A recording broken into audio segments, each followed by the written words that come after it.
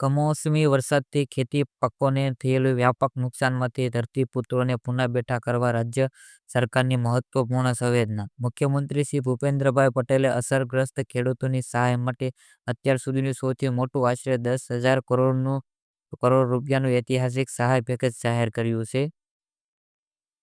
ઐતિહાસિક રાહત પેકેજ પર કૃષિ મંત્રીની મોટી જાહેરાત. દરેક ખેડૂતને મળશે કેટલી સહાય તે જાણવા માટે અમારા વિડીયોમાં અંત સુધી બન્યા રહીશું.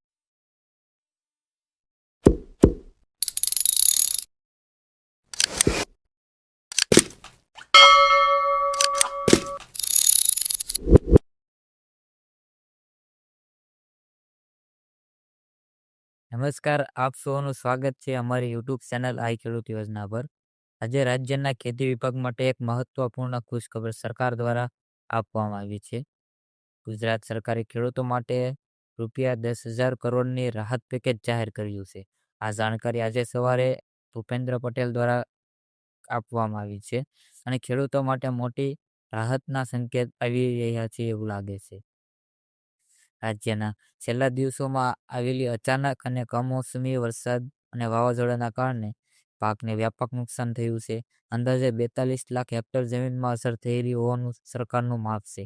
આ નુકસાન મુખ્યત્વે સિંગ, મગ, અડદ અને સોયાબીન વગેરે પાકોમાં જોવા મળી રહ્યું છે. આથી સરકારે પગલું ભર્યું છે કે ખેડૂતોને પાક નુકસાન સહાય આપવામાં આવે.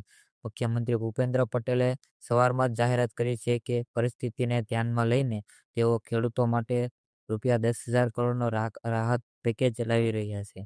તે ઉપરાંત રોજગાર અને આવક પૂરી પાડવા માટે સિંગ, મગ, અડદ અને સોયાબીન માટે ₹15,000 કરોડની ખરીદની શરૂ કરવાની વિચારણા કરી રહ્યા છે.